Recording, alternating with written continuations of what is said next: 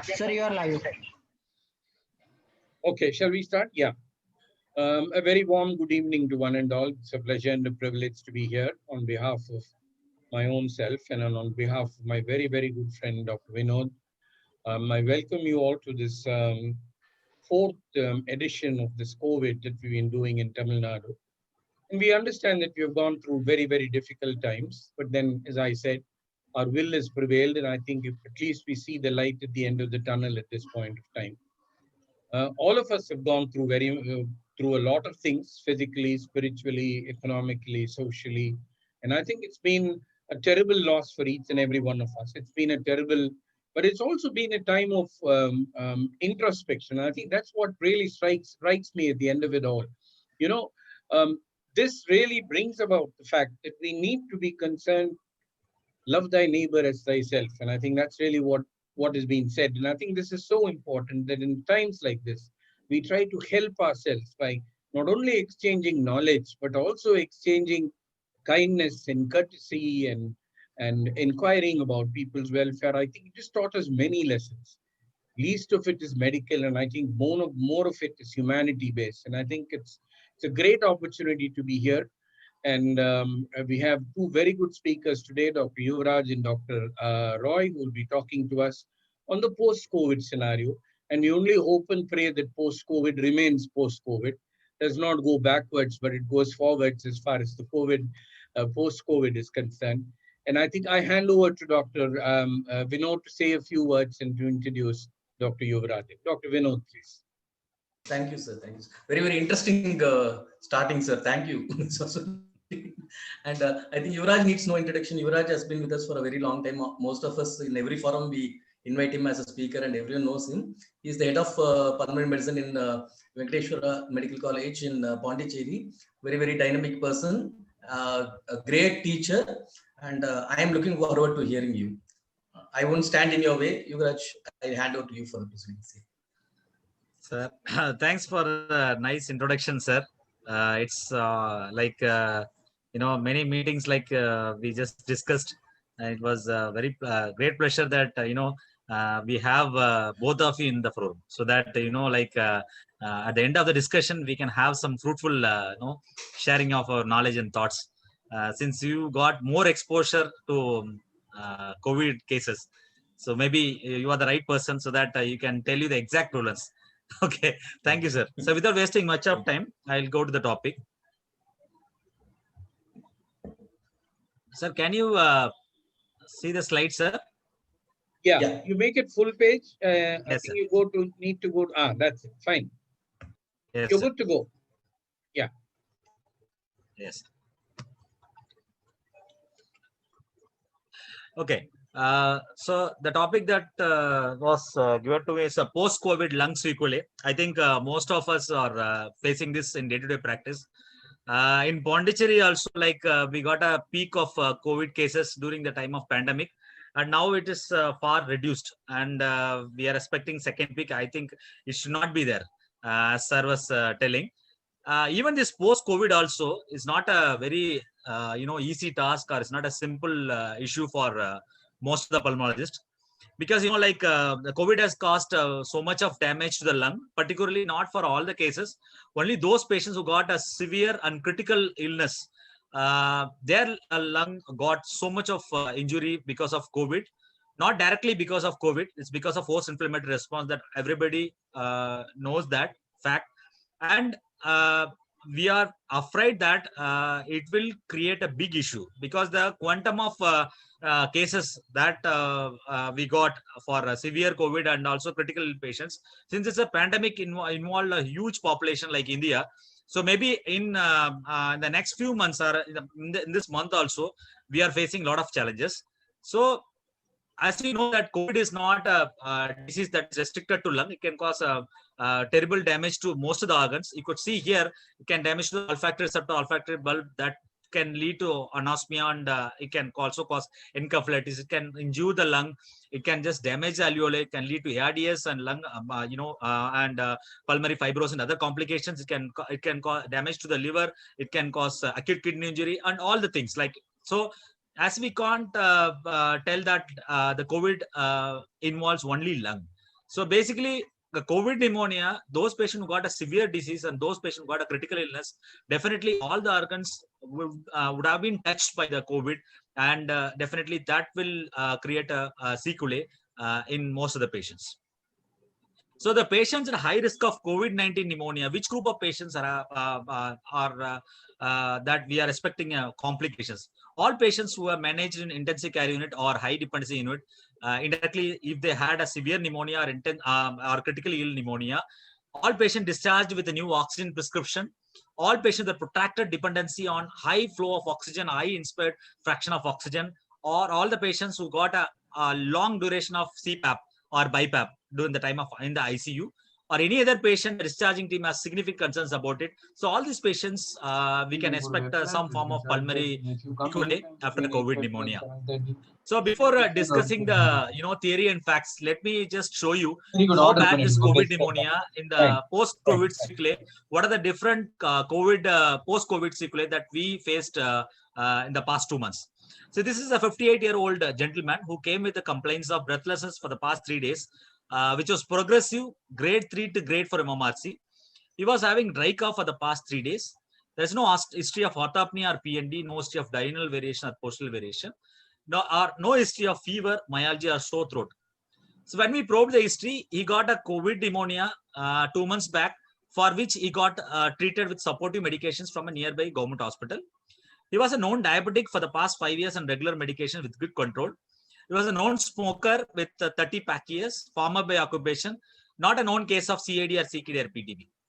On examination at the time of presentation, his SpO2 was around 60% only in room air, 90% with 15 liters of oxygen face mask. Heart rate was around 134 and BP was around 900/70. On examination, he was literally tachypneic, using all the accessory muscles of respiration. The breath sounds were reduced in right hemithorax and expiratory wheeze in the left hemithorax. So this was the CT that was taken at the time of discharge from the previous hospital. So you could see that this patient was, literally a normal patient. Maybe he got a COPD. He has not got a good treatment with any other pulmonologist, but he got only oral medication as per the history. So when we saw the CT, we could see there are a lot of, bullous disease, bullous changes was there. There is actually, there are interlobular septal thickening is there. There are residual, some airspace opacity consolidation is there. You could see the traction bronchiectasis, all these things. And as you see that almost like 80-90% of lung is involved. So what we expect is the resting hypoxemia, which is not, a surprise for us. And we admitted the case and we managed symptomatically. We gave a treatment for, COPD at the same time with oxygen support, with CPAP, intermittent CPAP, and with oxygen. And also we started antifibrotic therapy with the pirfenidone. So this patient, we did a CT after 2 weeks because we got a doubt that this patient had a progressive disease from the time of discharge. So you could see the CT in another 20 days.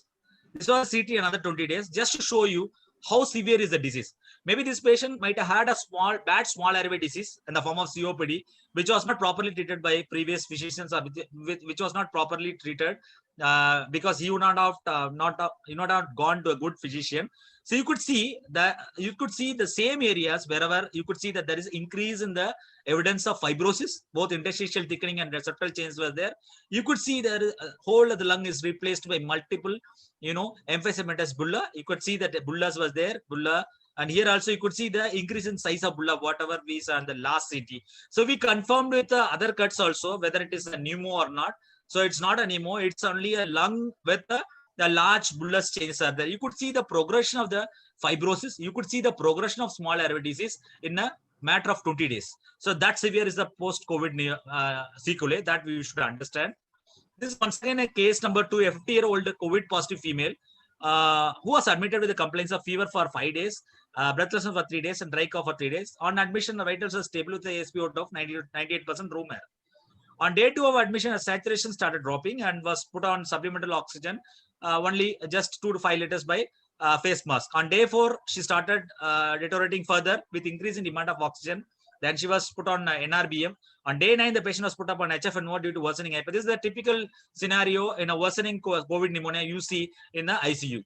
And day 11, she was put up on support with a positive pressure ventilation with NIV and CPAP, as she could not tolerate HFNO because she required the pressure to withstand her respiratory distress. In addition to the above measures, she was also given other form of standard therapies like remdesivir. She got a hypoxemia with severe COVID pneumonia, steroids, LMDBH, and antibiotics. On day 18, the patient was improved, and hence we end up from NIV and was maintaining oxygen maintaining saturation, which is only 6 liters of oxygen with face mask.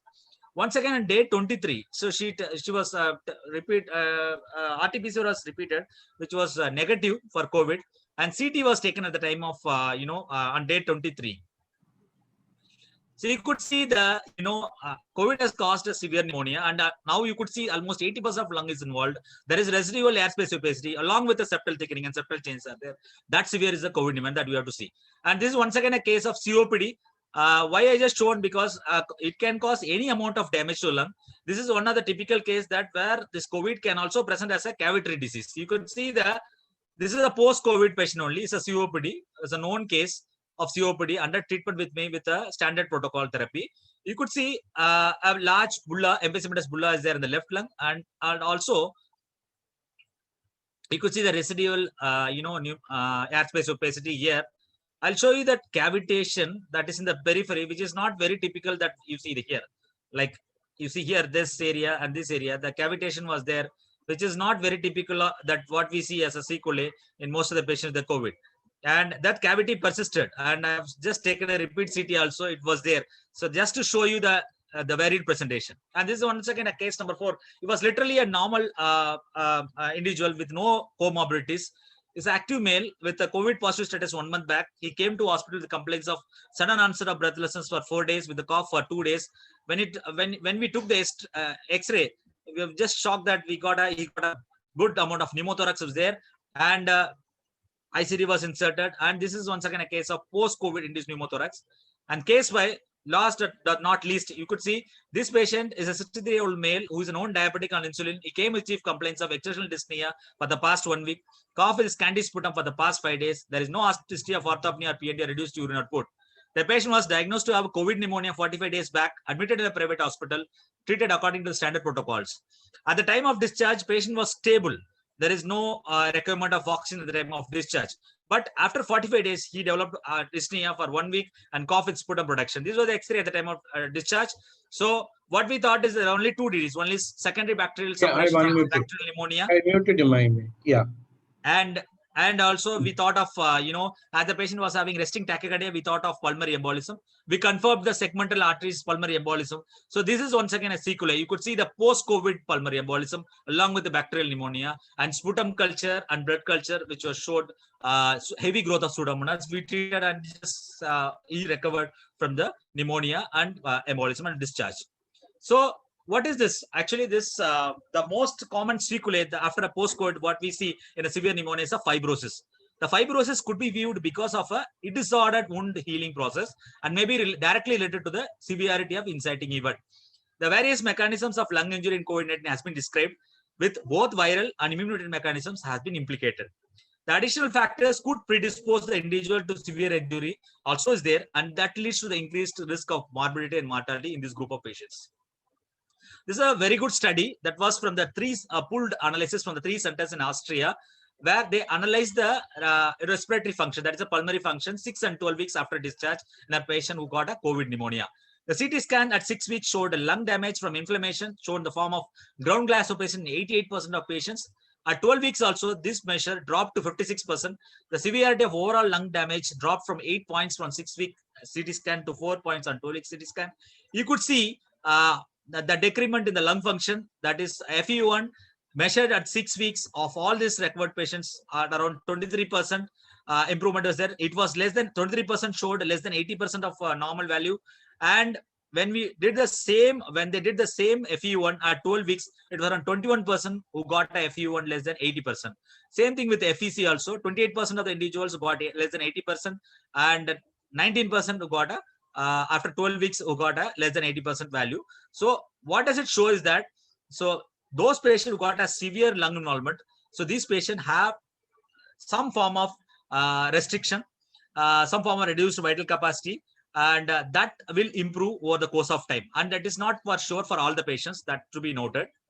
And what is the pathogenesis of pulmonary fibrosis? As you see in any fibrotic interstitial lung disease, an initial phase of lung injury is followed by acute inflammation as well as an attempt to repair.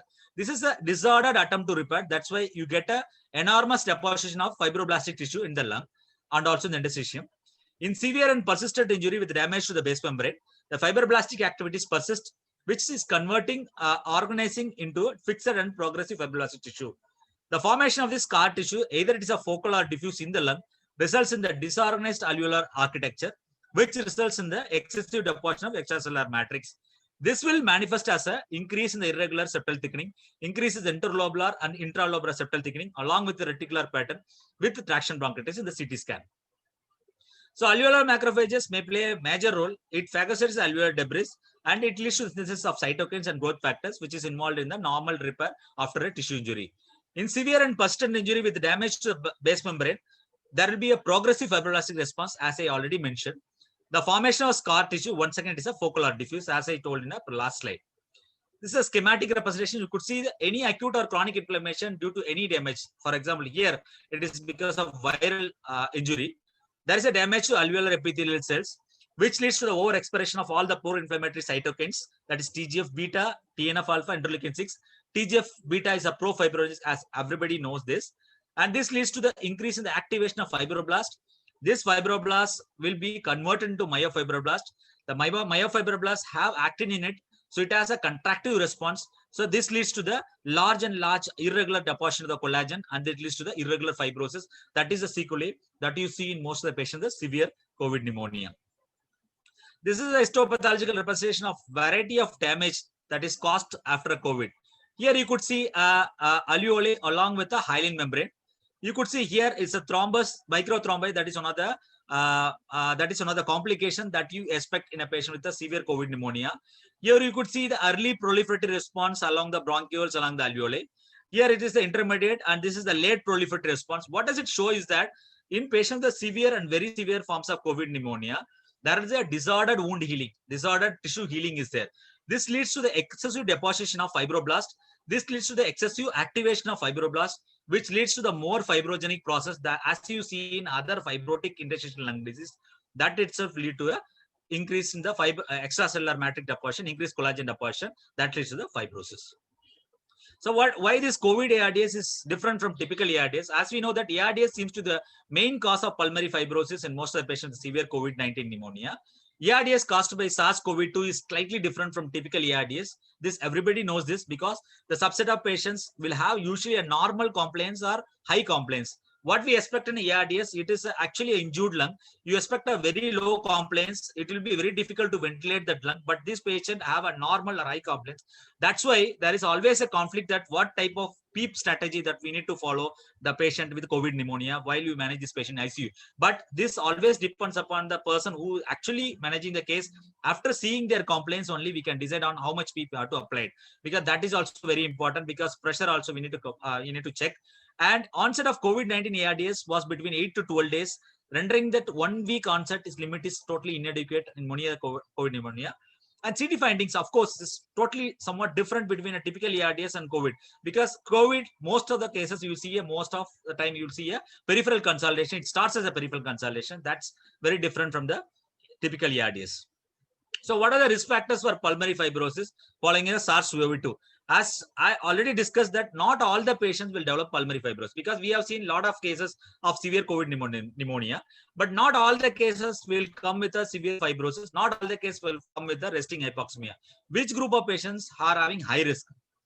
So based on the previous experience with other coronavirus like SARS and MERS, we got a huge epidemic with SARS and MERS that taught us a huge lessons. And the patients, they followed up with SARS and MERS. The follow-up study was with SARS, almost like after 2 years they did a study, and after 15 years they followed with all the patients with pulmonary functions. What they saw is that there are some patients who got a severe disease, they got a restrictive form of pattern at the end of 2 years. But at the end of 15 years, when they see that the same patients, definitely there is an improvement in the restriction, and there is an improvement in the lung function that was seen in the SARS. Whereas MERS, almost like literally 20 to 30% of people got only 2-year, 3-year follow-up study is there. 20 to 30% of people who got a severe pneumonia, they got a residual lung disease, they got a residual fibrosis that gets converted into a restrictive form of disease, which is somewhat permanent and it is not improving in the course of time. That was the previous experience with the previous studies. Indirectly, what I'm just trying to tell is that so advanced age with a severe COVID pneumonia, these patients are having a more risk of pulmonary fibrosis when compared to the patients less than 40 years. Why I'm telling? Because this may be due to the fact that there is an immune senescence. Because IPF is more common in the advanced age group, there may be a more fibroblastic response, there may be more fibrogenic response in the old age when compared to younger age group. So this might be the reason that advanced age is risk factor for pulmonary fibrosis after a severe COVID pneumonia. So based on the illness severity also, we can decide on this patient will go for fibrosis. As I already told you, only few patients will go for severe COVID pneumonia and only very few of them will go for critical ill disease. So these two group of patients only will go for fibrosis. As you know that lung involvement and alveolar involvement is more severe in this group of patients. Naturally, the disease will be post sequelae will be very severe in this group of patients. Indirectly, laboratory findings like lymphopenia, leukocytosis, elevated LDH at the time of admission of this patient indirectly correlates to the severity. Some studies have shown that serum LDH measured at the time of admission is a marker of disease severity. It indirectly shows that an indicator of enormous amount of pulmonary tissue destruction and correlates with the risk of mortality in some studies. There is also one more paper that based on the level of D-dimer at the time of admission also, we can predict this patient will go for a reduced DLCO after 3 months. So those patients who got a 10-fold to a 12-fold elevation of a DLCO, elevation of D-dimer, these patients actually will go for a prolonged reduced DLCO when you do actual follow-up in this group of patients. So that's why illness severity also another factor. And length of ICU stay also. Those patients, obviously, you got a severe pneumonia, they stay in the ICU for long duration. Indirectly, whatever strategy, what we use in our treatment, like using a CPAP, using a BiPAP also, using CPAP, BiPAP, additionally forces the lung to more amount of injury. And moreover, using, ventilator strategy also, if you are not using a adequate or good ventilator strategy as per the ARDS net protocol, you are just making the lung more prone for injury, and that can also worsen the fibrosis. That we need to take care of that. And smoking is one of the important risk factors. As you know that smoking, active smokers are at increased risk of all the chronic diseases.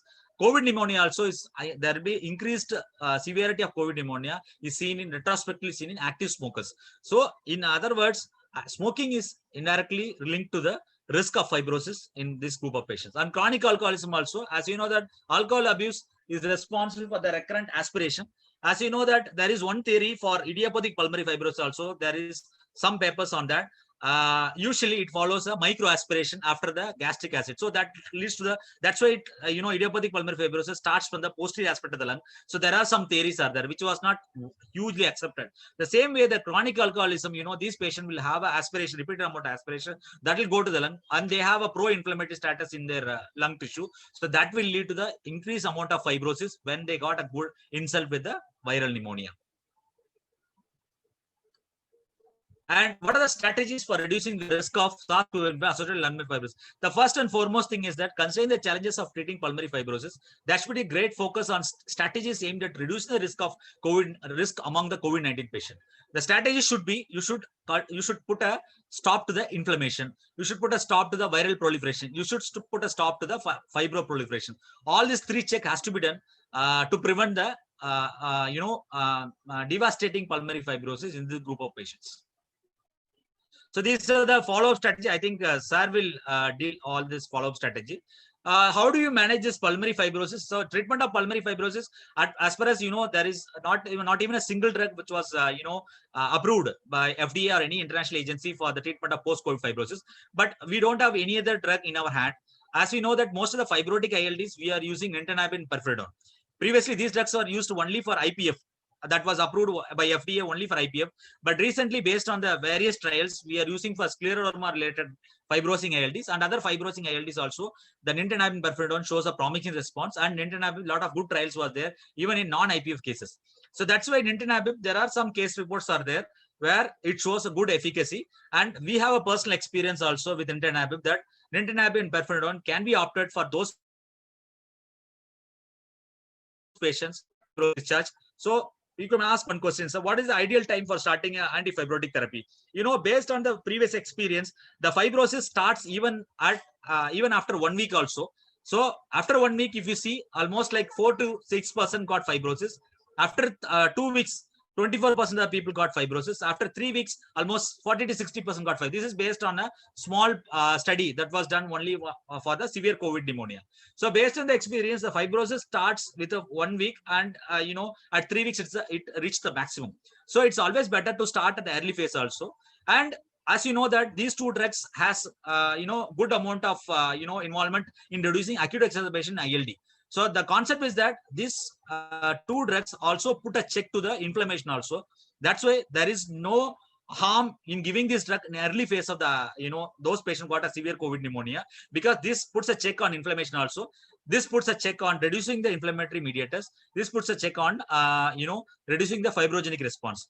And last but not least is a lung transplantation. It is only a treatment option in those patients who got a such a bad disease, not recoverable, and that selected patient, you can give a lung transplantation. And these are the different options that you can try for pulmonary fibrosis based on the papers. The first thing is that what they are telling is that you can put a check for viral proliferation, but I won't agree with this statement, because viral proliferation is not correlating with the the load of viral load doesn't correlate with the disease severity. So that's why like whether you give antiviral drug or not, it is not going to make a good sense. Maybe the second week, that is the host inflammatory response. It is the response by the host which can just change all the scenario. So that you have to check. That we are just doing with the steroids. But as you know that steroids show a very good response and anti-inflammatory response in many other studies. But there are certain studies which are against using steroids. That you should note that. And we should always put a check for cytokines also. There are certain studies for cytokines interleukin 1, interleukin 6. So we have used a couple of patients tocilizumab, where we confirm cytokine storm syndrome. So all this check has to be done to contain the inflammation. Once you contain the inflammation, you can just reduce the damage to the lung. You can reduce the fibroblastic response to the lung. And there are some studies for spironolactone. There are some studies for other traditional medicines also, but none of them are approved. So as far as our experience is concerned, these two drugs are very good, nintedanib and pirfenidone. But what is the problem with this drug is that it is not approved till now. Most of the drugs are on the trial.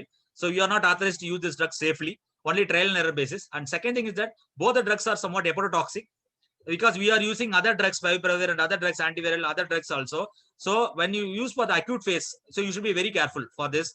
And most important thing, nintedanib can cause some amount of bleeding complications also, that you need to take care before giving these drugs. So what is my view is that the nintedanib has been shown a good response in reducing acute exacerbation of fibrotic ILD, in reducing acute exacerbation of IPF also. So that's why these two drugs has a good amount of anti-inflammatory action. So when you are starting antifibrotic therapy, it has to be started early.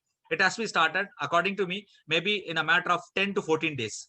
Okay, so 3 to 4 weeks also very well and good, but it reduces the amount of fibrosis that you can do follow. And smoking cessation, and you should advise they should take, if the patient is having chronic respiratory disease, they should take the regular therapy also. And also smoking cessation, they should follow, they should not smoke, and they should not get exposed to organic and inorganic dust. These are the key messages from my presentation. The risk factors for severe COVID-19 are shared with IPF, suggesting that this group of patients will be at increased risk of severe COVID-19. The burden of fibrotic lung disease following SARS-CoV-2 infection is likely to be high. When you just see the scale of pandemic, the global burden of fibrotic lung disease will probably increase considerably when you actually do a study on this. There is a therapeutic rationale for the use of licensed antifibrotic therapy in acute asthma IPF, including those triggered by viral infection also, because they share the common pathway. We don't know that whether it is progressive or not, but it is worthwhile to reduce the fibrosis by using these antifibrotic drugs. The available antifibrotic therapy have broad antifibrotic activity regardless of etiology, and these drugs might have a role in attenuating the profibrotic pathways even in SARS-CoV infection also. That's it from my end. Thank you, sir. Am I audible? Yes, sir. Yeah. Yes, sir. Thank you very much, Dr. Yuvraj. That was a wonderful presentation of a person who has lived in the midst of COVID. And I think you've come out with some very startling X-rays, which probably will keep us awake for many days. But then I think the light at the end of the tunnel, as I said, has been the fact that we have not lost these people. These people have terrible X-rays, and still you've been able to salvage them. I think it's a great compliment, not only to you, but I think to the nature of the disease itself. It really appears as though symptoms, laboratory investigations, and radiology doesn't seem to have a very direct inhibition, direct association with the outcomes. And I think this is really, there's a huge diversity between these two things.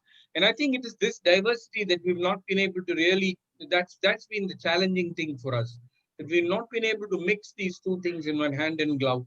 And it's always been also the fact that we don't have any direct access to the virus.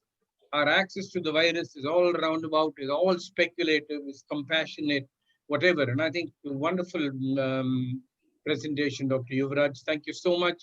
And it's my great pleasure to introduce my very good friend, Dr. Sena Roy, been with us for a very, very long time. It's been a huge pleasure and a privilege. He's a senior consultant at the railway hospitals and also has had special training in lung transplant. And I think he will come under fire for lung transplant today for sure in Toronto, in Canada. And I think it's my immense pleasure to invite Dr. Sena Roy to talk to us about general post-COVID management. I think this is so important for us because our patients are going to keep coming back to us. What will they come back to us with? Will they come back to us with very poor lung functions? Will they come back to us with other things? Will they be more prone for respiratory infections? Will they be more prone for any other types of pneumonias? What will happen to our COPDs who have gone through this? So I think the post-COVID scenario is a very mixed bag at this point of time. We are not sure not only of what is going to happen, but also what will happen. And I think I will hand over to Dr. Sena Roy to try and enlighten us on that. Dr. Roy, the stage is yours. Thank you very much, sir. And that's a very glowing introduction from me. Thanks again. My previous speaker, Dr. Yuvraj, was excellent, and he talked about the lung involvement a lot. So I will talk about how should be the follow-up algorithm more. And whatever is I'm talking is based, 90% is based on a BTS guideline, British Thoracic Society guideline. So the issue is here that it's a very unique and novel infection that has already demonstrated a very wide range of perplexing clinical syndromes. Its legacy will be felt long after even the pandemic has passed. It is vital. One of our good friend has explained that a tsunami is going to come about lung involvement, which is possibly true. It's vital that we as a respiratory physicians are primed to detect and manage the long-term consequences of this infection and has sufficient resources to deliver it. Okay. And so the majority of the patients infected with the COVID are discharged from hospital with a persisting radiological changes of the parenchyma. But by the 12th week, approximately 2/3 of the patients have full X-ray resolution. The optimal time of follow-up image to assess the radiological clearance in COVID-19 is unknown. But the current BTS guideline recommends a repeat chest X-ray 6 weeks after a bacterial or viral cap. But again here, the rationale, what is the rationale for that? The rationale being to exclude any primary bronchial neoplasm that can contribute to this lower or subsegmental or segmental pneumonia. However, if you talk about ATS, American Thoracic Society does not suggest a follow-up chest X-ray in a cap. And also, if you take into account the pandemic situation and the COVID pneumonia pattern is not exactly something to hide mass underlying. So perhaps it's not necessary at 6 weeks, but in some cases we might need to do that. So now, unlike the MERS and SARS, acute COVID-19 infection is associated with a high prevalence of VTE and in situ thrombosis. This is again very unique thing about COVID. Not only the lung parenchyma, this vascular thing is a big problem for us. Patient remain hypercoagulable, and you know that vitreous triad of stasis, damage to the vascular endothelium, and this hypercoagulability are the three triads. So out of that, this hypercoagulability is the problem for a variable period of time, and the prolonged infertility in most of the severely affected patients represents an additional VTE risk factor. It's being increasingly appreciated that the number of patients are being diagnosed with acute PE and deep vein thrombosis de novo during the recovery phase, not only during the treatment phase, but during this recovery phase also. So how do you go about it? Who are more prone to have this kind of DVT or PE, acute PE? As you all know, the conditions are mostly a previous DVT or a thromboembolism of PE, or with genetic predisposition, family history, obesity, prolonged immobilization, associated connective tissue disorders is very important. Obese patient with a previous SLE, I will be very, very skeptic to start maybe some kind of a VT prophylaxis drug and continue that for prolonged period. So how long to continue? That there is also a problem in that. The duration here is the British guidelines suggest 1 month is good enough, but whereas there are many mixed suggestions that maybe perhaps continue for the 3 months also. So other things which can make you more susceptible to VTEs are recent surgery, increasing age more than 75 years, hormone therapy, catheter in the central lines, varicose vein, and obviously the sepsis. So these are the patients you should be more considering that PE either during the treatment period or in the post-COVID recovery period can happen for this patient, and be very much focusing on that. The post-PE complications happens if there is an acute PE or chronic thromboembolic disease and the pulmonary hypertension, obviously. So what are the specific aims of post-COVID-19 pneumonia follow-up? There will be that the aim is to follow up to ensure that the patients are followed up in a timely but a practical manner, so that you are going to identify early the respiratory complications and the vascular complications, but also not to exaggerate the normal patients, also not to over treat or over investigate the patients who are going to get okay by its own. So that should be the idea. And this has to be taken into account the disease severity, the likelihood of long-term respiratory sequelae, and the functional disability.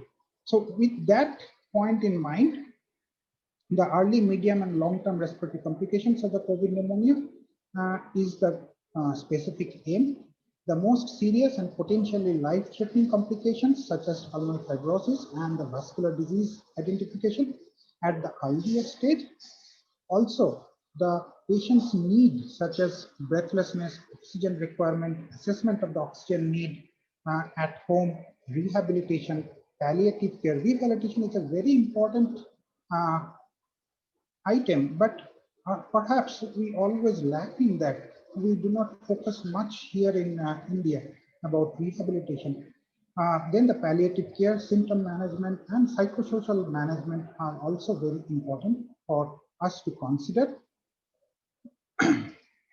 Then other than the respiratory thing, we have to find out the cardiac and nephrological conditions, which are also a potential threat for the COVID-19 post-COVID period to get prolonged. And at all these patients of the patient contacts, you should have a holistic view, so that not only the lung, we will be talking of all the other than the respiratory system, all the other systems also. So how do you discharge at the beginning? On discharge from the patient, all patients should be advised that if they develop a progressive or a new respiratory or a cardiac symptoms, to attend a hospital or their local GP. I usually write in my all discharge patients this following lines: if the SpO2 is 94 or below, breathing difficulty, chest pain, palpitation, severe weakness, high-grade fever, persistent cough, or a new cough which was not there previously, to come back and follow up in the hospital again. So this should cover all this post-COVID problem or the acute problem also, which can happen. These are the follow-up algorithm. This is taken from the BTS. For this, they have divided into two. One in the severe disease, like those patients who are cared in the ICU or HDU or in severe pneumonia, but they have not been kept in ICU or HDU, but kept in the ward. So that is one group, and the other is a non-severe group. So how do you go about that? Those patients, the severe disease patients, they should be reviewed once after 4 weeks or 6 weeks of the discharge. Either that should be a teleconsultation or a face-to-face consultation. And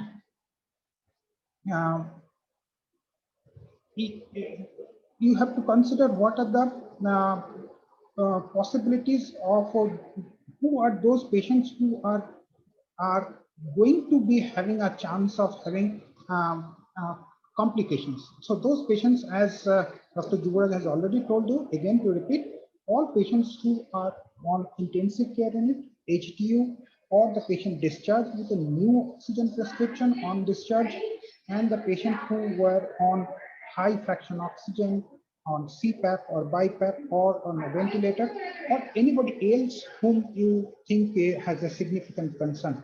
I will be having a concern with an obese patient or a post cardiac disease patient with more than 70 years of old patients. Those patients are male. I'll be having much more concern to see quickly after 4 to 6 weeks. So these are the people whom we are going to have a look. If they are good, at that time you ask them to come back after 12 weeks after discharge, and then you do a chest X-ray. And with the chest X-ray, you will you will compare it with the previous chest X-rays and see whether there should be 3 scenarios. Either the chest X-ray has resolved and the patient has also improved symptomatically, very well and good. So this patient does not need any further follow-up, discharge them. The second scenario is the patient has clinically improved, but the chest X-ray is not much improved. It is still maybe evolving. It is still undergoing changes. In those cases, as the patient is clinically improving, so in those cases also we are somewhat less vigilant. We can ask them to come back after another 4 to 6 weeks to do a repeat chest X-ray and come back and review with us. The third group of patients, for whom they are still remaining somewhat symptomatic and their chest X-ray has not at all improved. In those kind of patients, assess full, do a chest sputum sampling, do a echocardiography, rule out PE, and do a complete full pulmonary function testing. And if there is abnormality in this physiological impairment, along with an abnormal chest X-ray, with an evidence of pulmonary venous disease, pulmonary vascular disease, do a HRCT, no contrast HRCT, and CTP to rule out the interstitial lung diseases and the pulmonary vascular diseases. If they are there, obviously you should focus on it and consider treatment. So the perplexing issues of post-COVID conditions. One, there is always a debate is whether this post-COVID, the COVID ARDS is a phenotypically distinct form or it is same as the conventional ARDS. Dr. Juvaraj perhaps thinks that it is completely distinct as because there is profound hypoxemia, there is relatively preserved lung compliance, which he talked about, and obviously there is significant reclamation. But there are many people, and I perhaps think also in the same line that there is no different ARDS. This is all the same ARDS, perhaps here and there some minimal changes. Then there is a clearly emerging signal is coming out for the endothelial dysfunction with a high prevalence of pulmonary vascular disturbances. This we must understand that not only the pulmonary parenchymal problem, there is a pulmonary vascular dysfunction is there, thrombotic disease with PE and acute pulmonary hypertension in the most severely affected patients. What are the causes for this? The inflammation, DIC, hypoxemia, the severe hypoxemia is the most commonest cause of the pulmonary hypertension. And this immobility also does not help. All these predispose to development of this thromboembolic disease and the complications. Some patients, because of PE, in the acute phase will be initiated, or the pulmonary hypertension will be initiated on the pulmonary vasodilators during the acute illness and will be discharged on those therapies. These patients will require a dedicated pulmonary hypertension follow-up. Patients with cough features. This is the question again. When we should consider starting antifibrotic drug? Should we continue to treat with steroids or start, as Dr. Juvraj said, we start antifibrotic drugs early? Well, he feels and believes that we must start antifibrotic drugs early.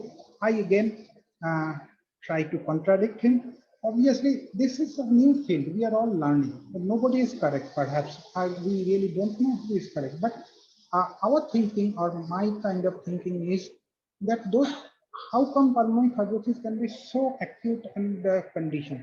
You can think of pulmonary fibrosis only when there are some kind of traction bronchiectasis happening, some kind of a honeycombing happening. Then only you can think of a pulmonary fibrosis. Why to give antifibrotic drugs at so early stage? They are only cough, steroids. Low dose steroids after discharge also perhaps will be good enough to take care of those cough features. Oral steroids. Now, how long to give oral steroids and when to stop, when to start, treat it as really pulmonary fibrosis and give antifibrotic drugs?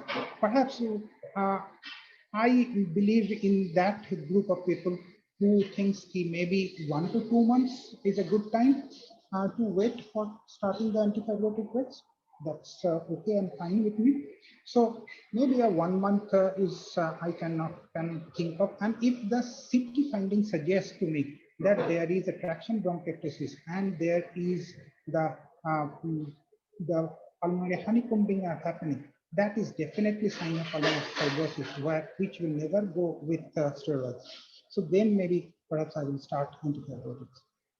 We can have a good discussion for and against for all those things. So these patients also need to be assessed with the specialist ILD teams. Again, if you are thinking of that there is a PE or complication of that, so how do you go about that? Why we are talking of that? It has been found in a study that non-COVID-19 ARDS patients, the thrombotic complications are 2.6 times and PE is 6.2 times more likely than the same kind of ARDS in a non-COVID and COVID.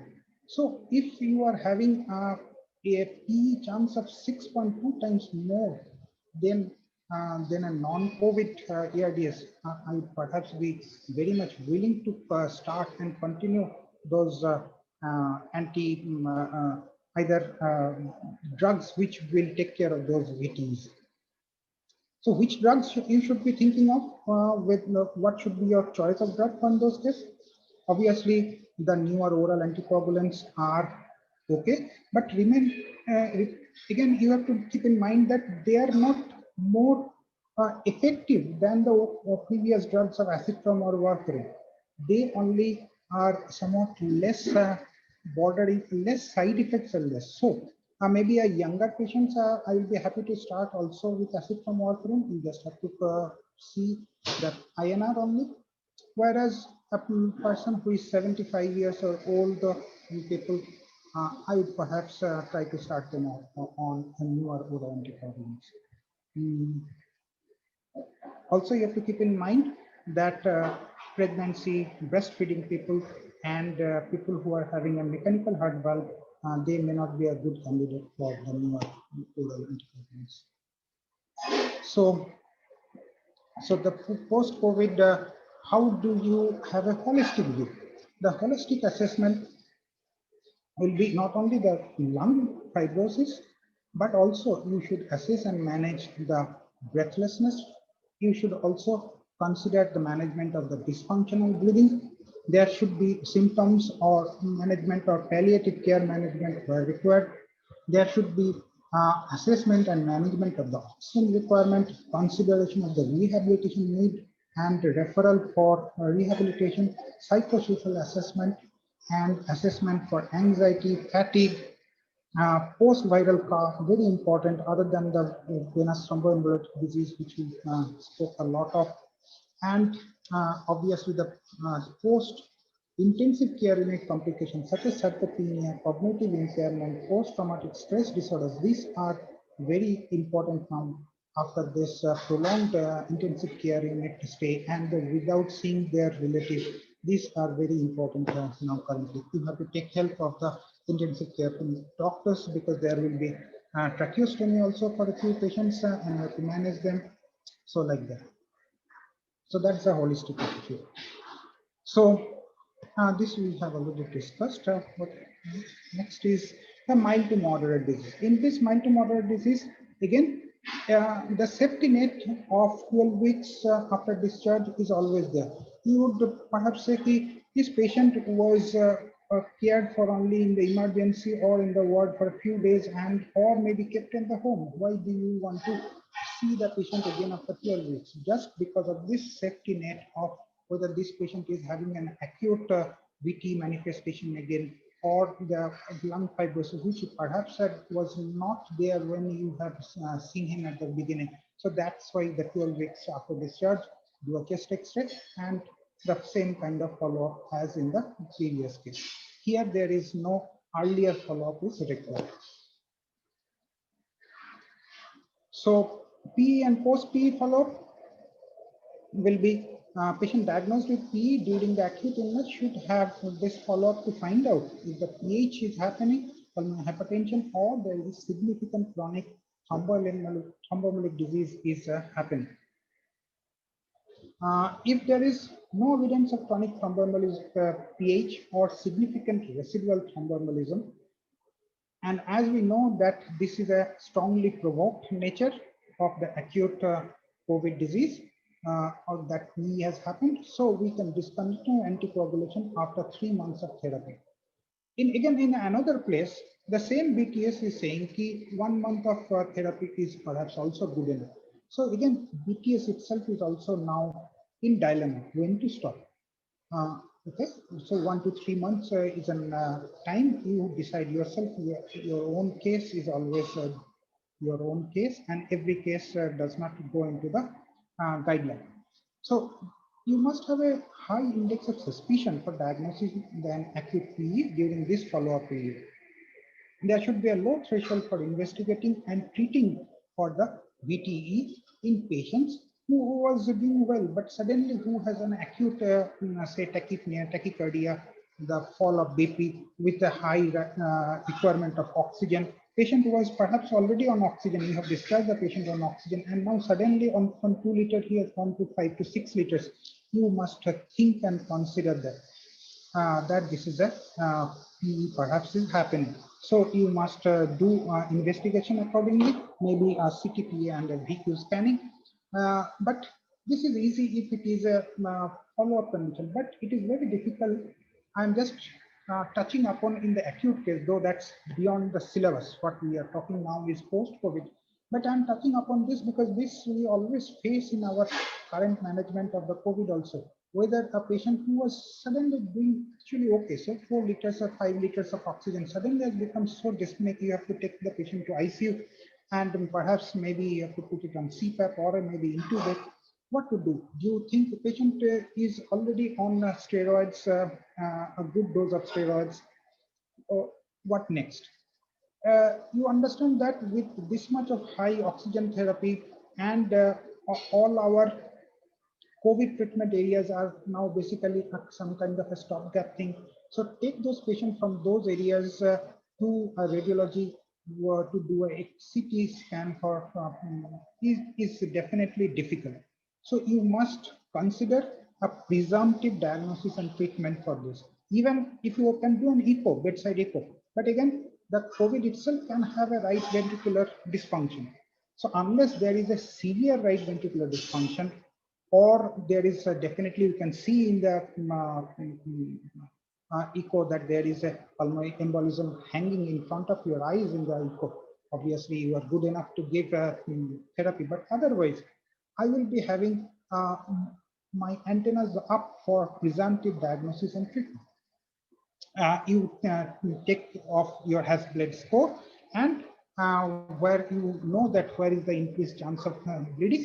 So if your Hasbled score is less, I would be very much prone to start therapy.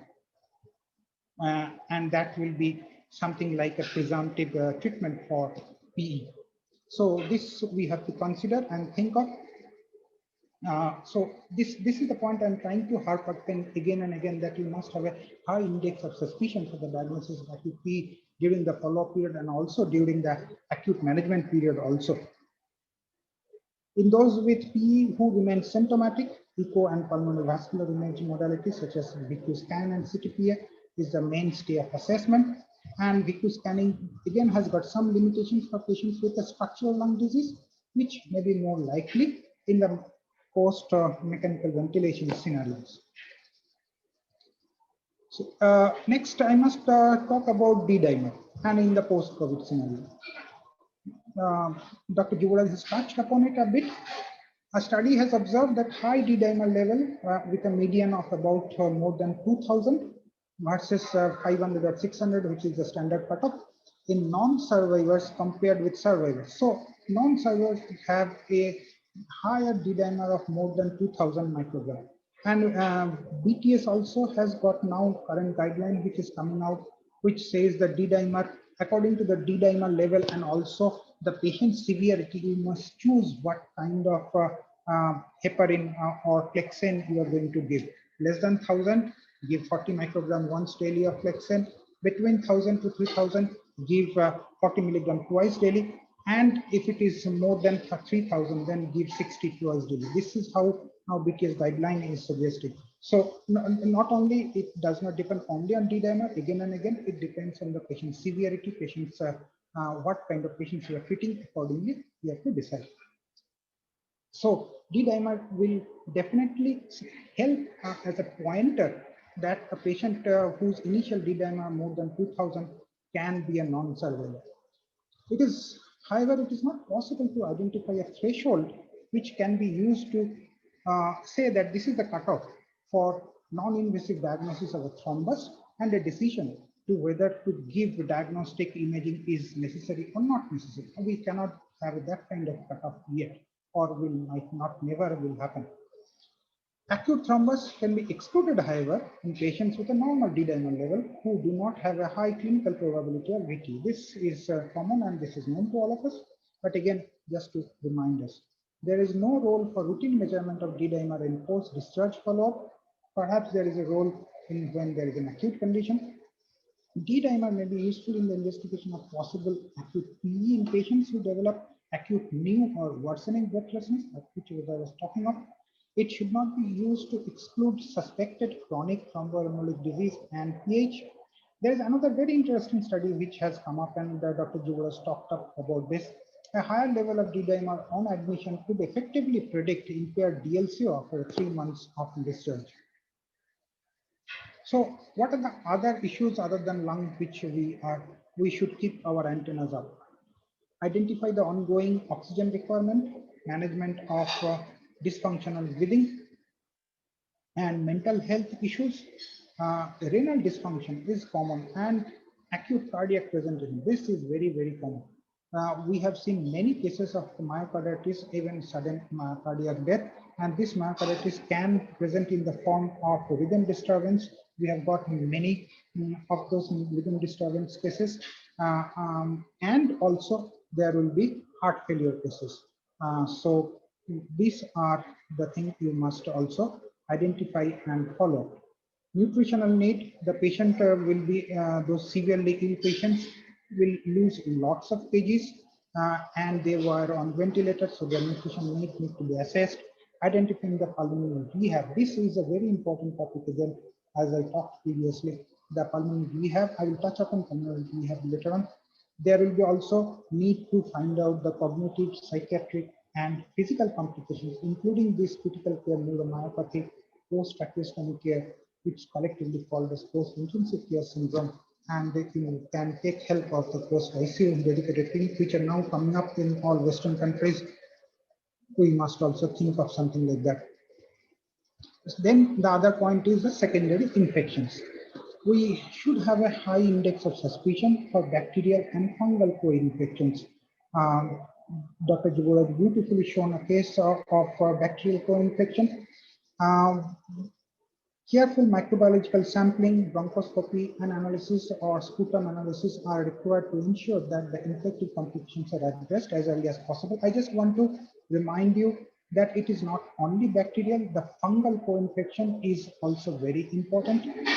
Disseminated the previous SARS outbreak, studies have suggested that including disseminated invasive aspergillosis infection and CMV infections are having a high prevalence of about 15%. Possibly the systemic corticosteroids come into effect for this.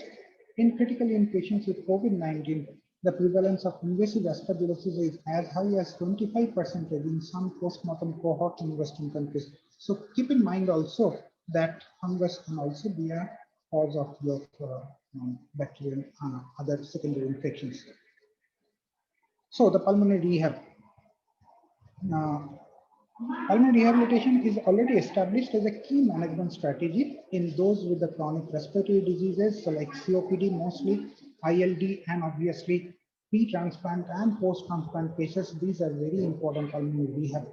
And these are designed to optimize patients' exercise capacity, breathlessness, health status, and psychological well-being.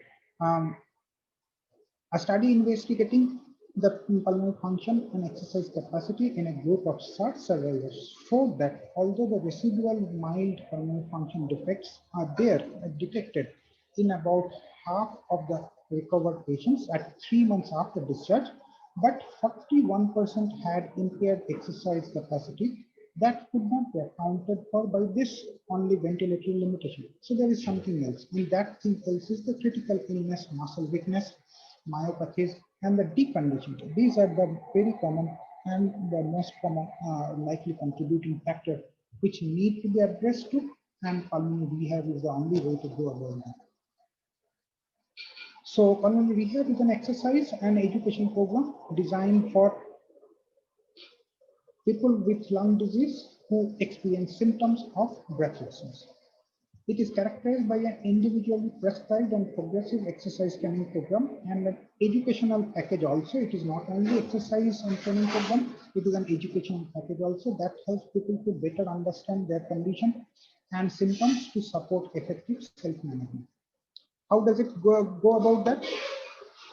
Rehabilitation course usually typically lasts for 6 to 8 weeks, at least 6 weeks, with 2 sessions at a hospital or at the rehab clinic of around 2 hours each week, and includes an individually prescribed exercise and education program, including an aerobic exercise or resistance training. Resistance training is sometimes omitted for the patients who are having cardiac abnormality, unless it is a stable cardiac disease. We continue in a stable cardiac disease, the resistance training also. But if there is some kind of instability in the cardiac disease, we do only the aerobic exercises, and obviously the lifestyle support. So this is how the exercise is being done. It is continued and complemented by the patient by carrying out of further sessions in their home environment with the aim of achieving at least 30 minutes of exercise, at least once daily, once weekly. After that, within those week at home.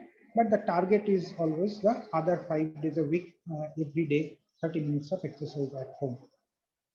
Pulmonary rehab is done for lung causes if there is a MRC dyspnea score is 3 or more, for 2 with some functional dysfunction or limitation, then it is indicated. It is usually done and delivered in a group of 8 to 16 people. And the team compromises of trained healthcare personnel such as physiotherapists, nurses, and occupational therapists. Modified approach, significant unstable cardiac or other disease that would make pulmonary rehab exercise unsafe. They should not go for pulmonary rehab. Those cardiac diseases are who have a recent AMI within 3 months of AMI, or hypertension, uncontrolled hypertension, or a patient who is having abdominal aortic aneurysm size of more than 5.5 centimeter. These people are not to be undergone pulmonary rehab. If at all, then it will be only some kind of a walking kind of a training only. Aerobic exercises only for them. People who are unable to walk or walk safely and independently and is significantly impaired due to non-respiratory conditions like severe locomotor abnormality, arthritis are to be excluded again. But we should not exclude the patients who have general musculoskeletal abnormality. Because of that only they have come to the pulmonary rehab. There the exercise is recommended. These patients may benefit from a modified pulmonary rehab by sitting exercises. They need not to walk on the treadmill. Also, people who are unable to participate in a group environment, or for whom those who are having mental issues, cognitive or personality disorders, or some kind of a communication barrier, these people are also cannot work in a group. So there you have to have a individualistic approach. What are the equipments necessary? Pulse oximeter, BP, weight scales, height charts, stopwatches for assessment and the exercise sessions, weight and resistance equipment, music player obviously, and then measuring the walking distances, 10-meter tape and 30-meter tape, chair, telephone, emergency equipment like oxygen, nebulizers, patients, aspirin, adrenaline, GTN, and defib, laptops, projectors, all those supplementary needs by which you can do some educational sessions, and appropriate aerobic exercise equipments will be the other needs. So what will be the exercises? Before you start the exercises, we will be having a goal setting. All who have a written prescription of endurance and strength exercise training at the highest tolerated exercise capacity, which should be above 60% of the peak performance by VO2, and maximum is up to 85% of the individual's maximum exercise capacity. And it should be incremental progression. The aerobic exercises is working on treadmill is the most common one, but cycling and other aerobic machines like standing and walking on the machines are also available, where you will be having simultaneously the arms and legs are working. This will be again two types, either an interval one intermittently or a continuously for about 30 minutes. It can be supervised those 2 days in the facility and unsupervised at home for the next at least those 1 day or 5 days education can do. Intensity of the aerobic exercises wherever possible, this we discussed, prescribed at the highest maximum level, and it has to be monitored, progressed.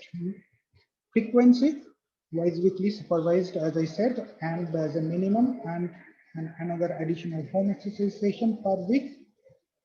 The goal is obviously 5 sessions at home and 2 sessions at the facility. Duration, initially aiming for 20 to 30 minutes of continuous exercise in each session, then increase the intensity once achieved. This may be comprised of 2 or more bouts of short time period until the patient is able to achieve their desired 20 to 30 minutes of continuous aerobic exercise. The essential minimal time is 6 weeks, but there is obviously no maximum for duration. Strength and resistance training will be there for both upper and lower limbs. Core exercise can also be included. But very importantly, we always add supplemental oxygen during the pulmonary rehab to those who fulfill the need and the after assessment criteria for long-term or ambulatory oxygen. And we have to increase oxygen, but our target is the patient has to exercise as per his goal. if the patient is stable at 2 liters in a condition, in a chair-bound condition, but if you have to exercise, obviously it will increase his oxygen. So increase even up to 10 liters or 12 liters to help the patient to do that exercise, but those muscles has to move. The educational sessions, the discussions will be, and there will be video projections also with what is the normal respiratory physiology and mechanics in a very simple time for the patients to understand the mainly the COPD and the chronic respiratory diseases like ILD, their pathophysiology, cause and treatment, the importance of exercise, relaxation techniques, stress management, how do you manage the medicines for the exacerbations, psychological impacts, the role of family and the caregivers, how to manage the breathlessness, breathing control, chest clearance, very important for bronchiectatic patients, positioning, pacing and energy conservations, smoking cessation services if needed, very, very important. And we talk not only about the activities of physical activities, we talk about the nutrition supplements, lifestyle changes, all those things will be mainly talked about. So how do you do the outcome measurements? Outcome measurement are done in 3 different ways. The improvement in walking distance, the maximal and the endurance walking using either the 6-minute walk test or the incremental shuttle walk distance. So I and the places I got trained, we prefer the 6-minute walk distance, and we see how much is the oxygen usage previously and now during the exercise. Whether it was not there or increased, how much the desaturation happened even with oxygen, how much previously, how much after exercise, and at that 6-minute walk distance. So this is how we form our opinion whether the intervention has worked or not. Improvement in the health-related quality of life questionnaires is another format. And then we see the functional status, including the validated measures, those like CPET, cardiopulmonary exercise testing, peak exercise intensity, peak oxygen consumption, peak minute volume peak minute ventilation, and the lactate threshold, etc. we measured. Also, we see the reduction in anxiety, depressions, and knowledge and understanding of the condition. These are all validated questionnaires are there. Patient will be asked to fill up both before and after the pulmonary rehab techniques. So that is it. Thank you. Questions, comments, suggestions?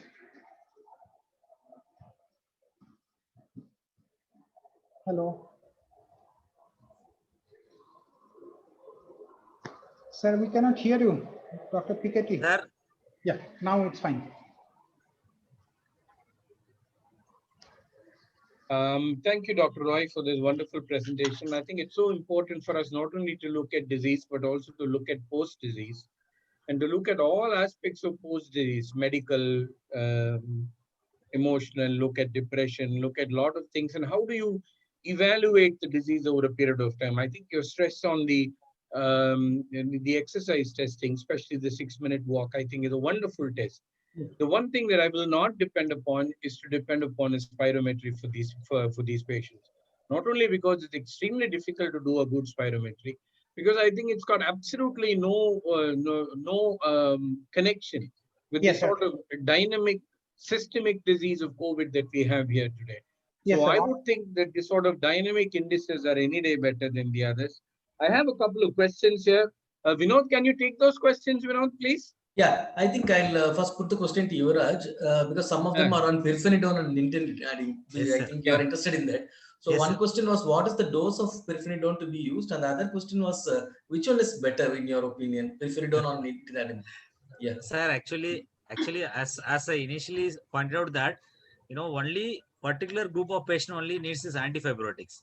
Like this presentation, other people should not take that all the post-COVID pneumonia that, as sir was telling that in a point that they was telling that all the patients, still there is a controversial issue when we should start the therapy, when we should start antifibrotics, which group of patients we should start antifibrotics, whether we should depend only on seeing the CT findings or clinical picture, or whether those patients who are having a severe pneumonia and after discharge, they're having persistent desaturation, whether we have to, nobody know what is the exact, group of patients where we should start antifibrotics.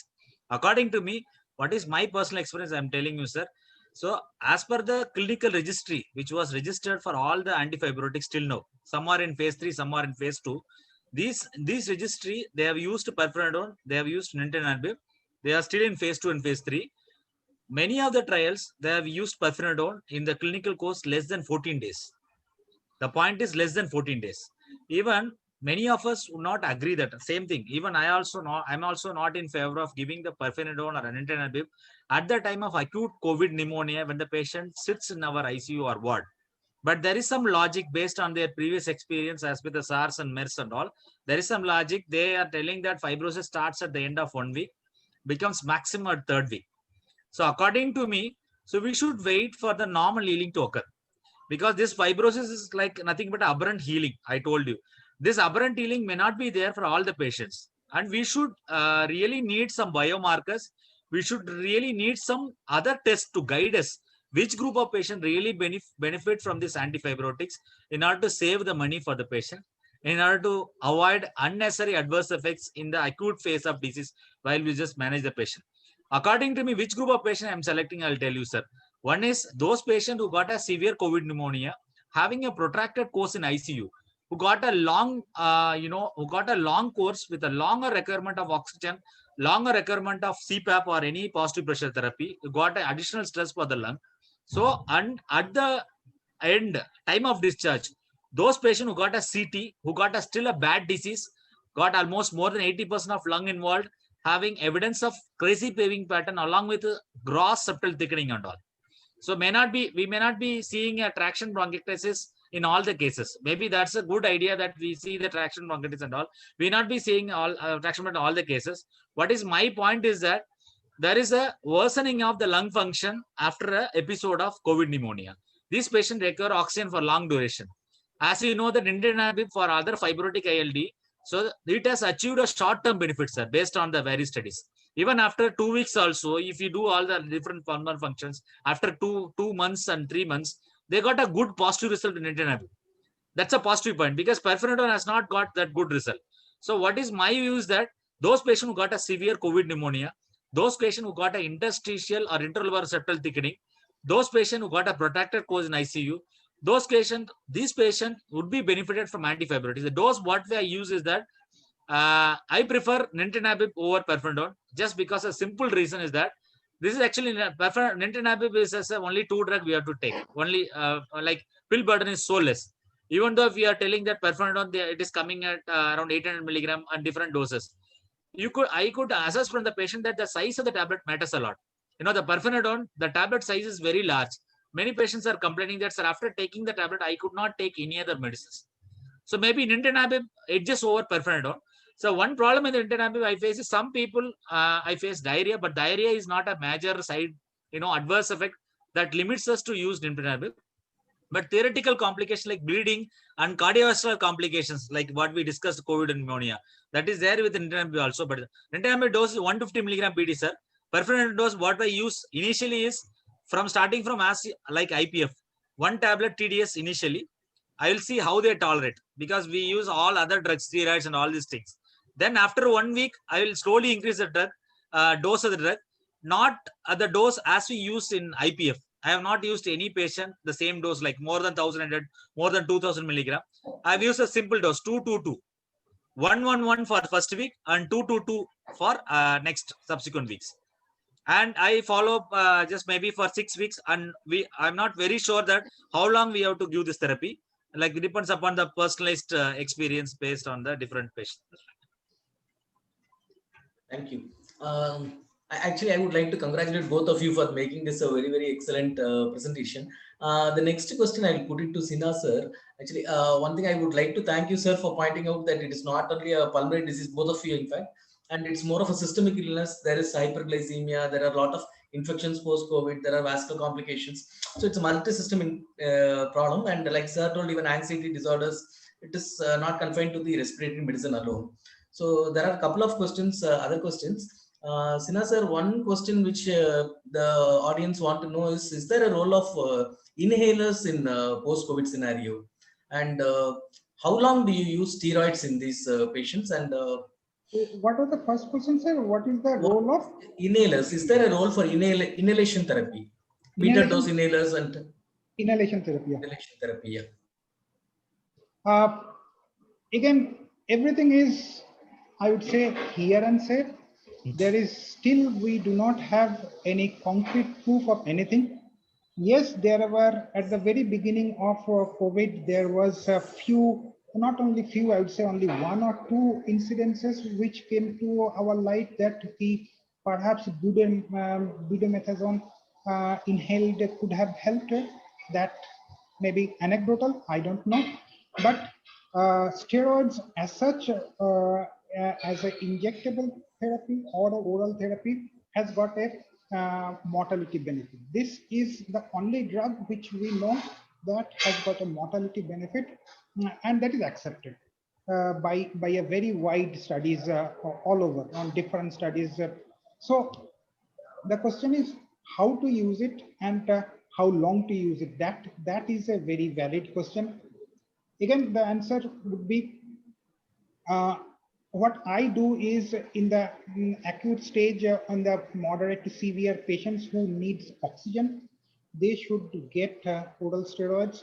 I still continue with, as per Oxford studies, dexamethasone is a choice for me, though there are many people who think the methylprednisolone having a better lung penetration perhaps work. But then again, if we choose methylprednisolone, maybe we are going out of the study purview or study permits. And that was the Oxford study. So I really don't know. I stick to dexamethasone. Injection 6 milligram, exactly as the study has said and done. And I give for 10 days, if possible to give.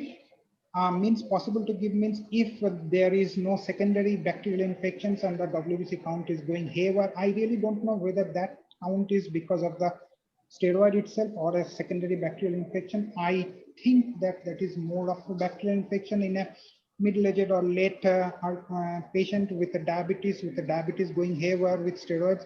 I stop steroid and try to treat bacterial infections till the culture comes back. So this is how I try to treat. And at the end of the infection, when the WBC count comes down, I try to restart the steroid to have at least 10 days of steroid therapy. During the acute phase, on discharge, who will be giving steroid? As I said, as I have said, those who are having cough features, the ground glassing, extensive ground glassing, and sending the patient on oxygen to home. I will continue this oral steroid. In this case, yes, dexamethasone is a choice, or I choose sometimes methylprednisolone, either of that as home therapy. How long to give?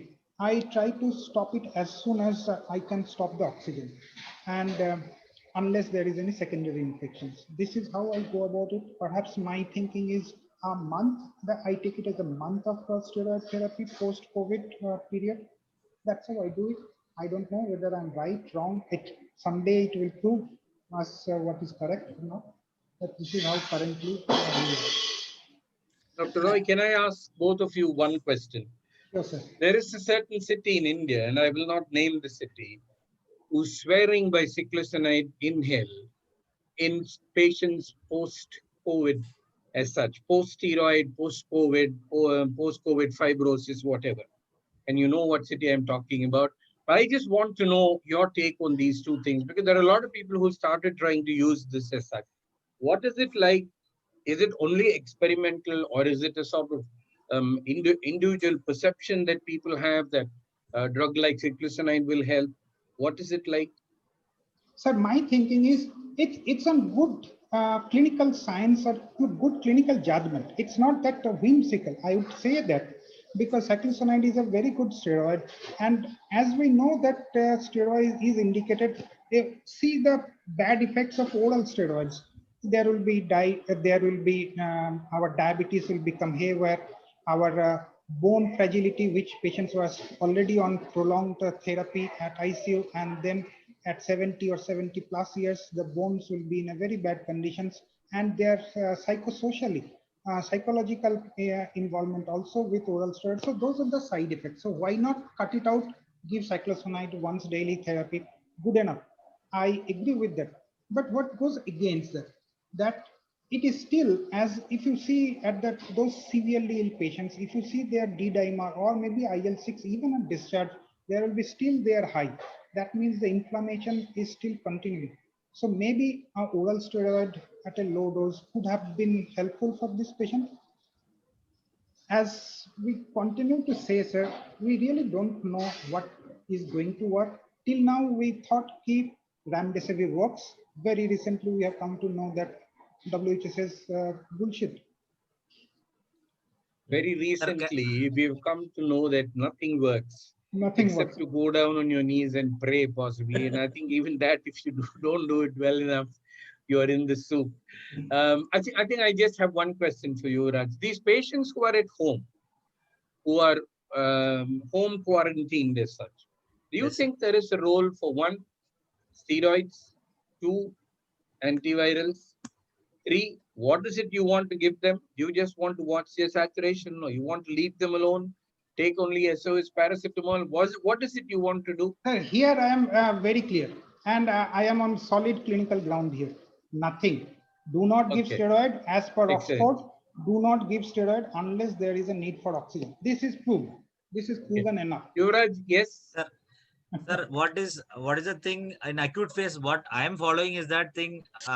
You have to just closely watch for the complications, sir. Not all the patients with viral pneumonia worsens. So that group of patient you need to pick up. That's very important. Before making them a home isolation, you should have a protocol to adequately follow up them. So maybe there are certain risk factors we have framed in our institute. So that patients actually we never allowed for follow up. We never allowed for home quarantine or home isolation. That patient we insist for admission. Those patients who are having chronic respiratory disease, those patients who are already having a CAD or CKD, those patients already on immunosuppressives, and those patients who got a CT and that CT showed any evidence of severe form of involvement, form of crazy paving and all the all the other signs. So these patients actually we insist them for admission, sir. No, This is for acute COVID pneumonia, I'm telling. no, Yuvraj, Because one second. yes, sir. Dr. Piketty's question is very specific. You have done all Ah, those. You ah, have done your exclusion criteria who need to be admitted, and then okay, decided that this patient needs to be treated at home. okay. Those So cases my how to question is, do you use steroids at home, for in this example? kind. No, Do you sir. use antivirals at home, for No, example? again, Or you just close your hands, keep quiet, and as I said, pray hard and give them some paracetamol? What is it you do? sir, Same thing, sir. slightly Like more than same thing as it or paracetamol. nothing I'll give, sir. No, Only Okay, those patients, great. yes, sir. no, I I give. think this is important because, like lot of our colleagues are treating lot of patients at home, and we need to know what to give and what not to give. Whether there is a role for antivirals because they call it the viral replication phase or whatever. Whether there is a role for antivirals at all or not, and I think that is the reason why I asked you this question. And as you very rightly said, it's too early to comment about cyclisinide. Let's not say that it's good or bad, but then let's just wait and see what happens as such. The One more others, thing. what? Yeah, One more tell thing, me. sir. In this kind of patients, actually, sir, I give doxycycline. Reason, Okay, reason is one, it does not cause any harm. That much correct. I'm very sure. Agreed. It might help. I don't know. Someday after 5 years, maybe I will come to know it might have helped. From Bangladesh, it had come. Maybe it will help with. So don't know. But it is causing no harm. And maybe if my diagnosis is wrong, if it was not COVID, if it was something else, atypical things, doxy will work. Fine. That's how. And also, patient will need something more than paracetamol. How come you Okay. say just you pray, go home and pray? So doxycycline and paracetamol. No. That was just a statement that I made as such. The other thing I wanted to know was about what of these patients do you really put on anticoagulation long term, and what is your choice of anticoagulation? Sir, Is this it I a discussed. continuation? 1 minute, let me finish, please.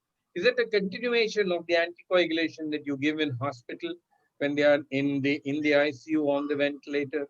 And what do you prefer? Do you prefer the older anticoagulants, or you prefer drugs like rivaroxaban or dabigatran or things like that? what is your choice of preference, or is age a matter there in preferring one of these two drugs? Okay, so at hospital, as I have shown in my slides, those people who are seriously ill and D-dimer is an indicator which kind of dose you will be giving. For that, less than 1,000 to 3,000, less than 1,000 low dose, 1,000 to 3,000 moderate dose, and more than 3,000 high dose. So this is as per BTS guideline. Very well settled. At discharge, at discharge, whom will you give? Again, I have a pointer who really needs to be given. Those who were very seriously ill in ICU, on ventilator, on CPAP, very high FiO2 need. Those patient is one of my patients whom I will pick and choose. Second will be obese person. Third, a person who has a background SLE. Fourth, maybe a past history of DVT sometime. These kind of patients I will definitely choose along with this continuous, severe disease, not only one of them, just like this.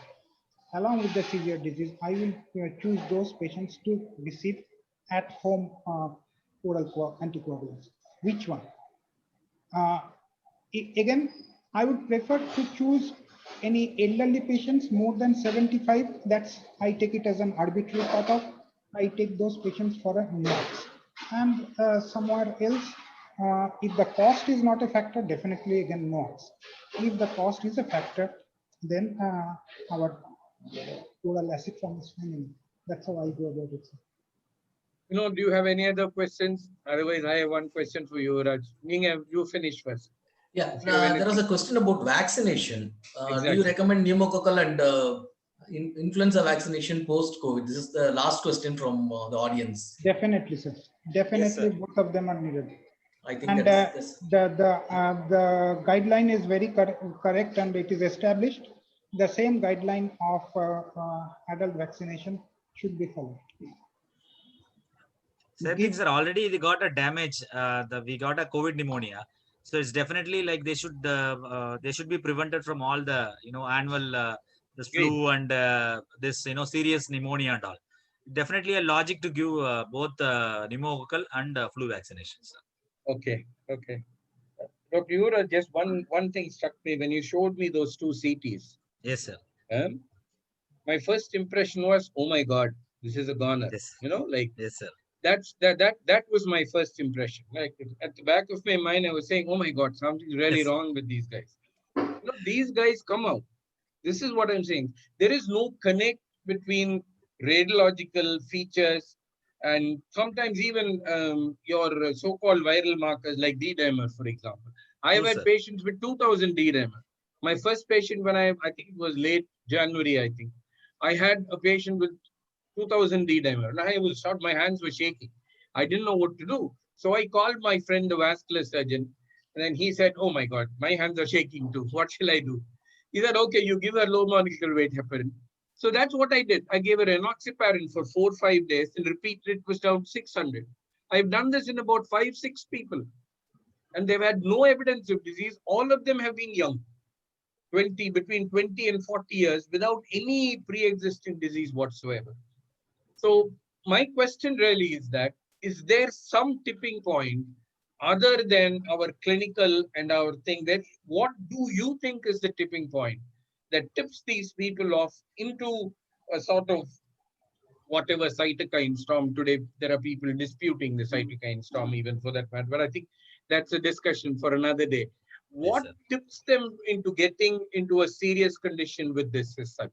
Is there any marker which will tell you upfront itself, my patient is going to be bad, my patient is not going to be bad? Or you think such a thing doesn't exist? Yes, sir. As you rightly pointed out that we need good biomarkers, both in acute phase and both also in a post-COVID phase. But as you rightly pointed out that I have also experienced the same situation. The patient have enormous D-dimer, completely stable patients. Exactly. Based on the various clinical reports, sir, all the complications, post-COVID complications had higher D-dimer value. When you retrospectively think that whether it will be reflected for all the patients, I don't know whether it is real or not. I have just went ahead in doing a CTPA for some of the patients to see Because Right. even though I counsel the patient, even though you are not having dyspnea or not having anything, I just checked most of the patients, and even 2 or 3 times also they did. They of their own. Even though I Hmm. told them not to do, they did a doctor shopping, and they did a 2 CTPA in the matter of 1.5 months. I have seen those patients who got a higher DDMR value at the time of admission or at the time of diagnosis, but I could not find any evidence of embolus, at least even the segmental arteries also. So that clearly proves that not even a single biomarker can clearly 100% guide you that these patients are going to get a serious disease, or this patient going to get a good amount of fibrosis after a follow-up. So that's the thing, sir. That's what actually Okay. I also see. And same thing, Hmm. sir, even with the CT, I have discussed with my radiology friends, like, what do you feel? So many people have given a severity scoring, different patterns of scoring patterns are being given.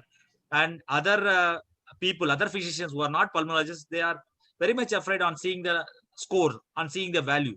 Even that Okay. at the time of discharge, if they Correct. got a score of 15 plus or 20 plus, they come with a score and then they're asking us what to do, whether I have to continue the steroids, whether I have to give high dose of steroid. They might have taken. So the point was, we have studied all the cases, and what we found out is that the CT pattern, the CT scoring is not actually directly correlating with the severity of clinical illness. Correct. I'm telling I number of agree with you. lobes, sir. Number of 100%. lobes. Maybe, sir, maybe what I discussed with my radiology friends, that if they tell the CT pattern instead of scoring, so Correct. they have to include the pattern. There are certain patterns in the CT which shows the severity of disease. One pattern is a crazy pavement pattern. That's what I told you, sir. As we know that crazy pavement pattern is the interstitial fibrosis in the background of ground glassing. The background. That means that fibrosis already started. In addition to that, there is active inflammation is there. What we see as a ground glass, what we see as acute phase of disease, that is there. That means that repeated inflammation is going on in that same patient with a fibrosis. What they're telling, crazy paving pattern, if you are seeing in some CTs, that shows that they might have got a good amount of very bad disease in that group of patient. And what Hmm. they are telling is that any COVID patient who got a pleural effusion, where that Okay. pleural effusion is not attributed to any other causes other than their COVID pneumonia, that patient also got a severe disease. So with the radiology patterns, it's very difficult, and there is not even a single biomarker which can predict. Even though there are a lot of studies are there, 100% we cannot, we are not very sure. So we are seeing that lymphocytopenia and all these things and all. Yeah. Lymphocytopenia maybe is there for long Any duration for many virus. viral Right. pneumonias, many Correct. viral pneumonias. Just with the lymphocytopenia and that's with the NL ratio and all, we can't clearly predict. So only thing what we are so much afraid, as you are telling, sir, this D-dimer, why we are giving this anticoagulant, because we don't want to lose not even a Right. single patient. As anecdotal reports shows that it has more amount of complications. We don't want to lose them. That's why, sir, that we are giving. But I have checked this patient with CTPA. None of this patient, like Correct. stable patient who got a Right. D-dimer only higher, but Right. not having a severe disease, Nothing. both clinically and radiologically also, as basically, because many people will consider the score as a severity. In that group of patients also, no embolism was seen. So this is my personal view, sir. Dr. Roy, do you think the scoring is good, bad, ugly? What is it? Sir, I also have the same opinion about that scoring. Uh, I usually go by how much is the lung involvement, how much percentage of the lung involvement. okay. That I think is a better way Better for me, index. I know. rather than the severity index they give. That is not, that does not tally with the patient's actual clinical status. That's very important.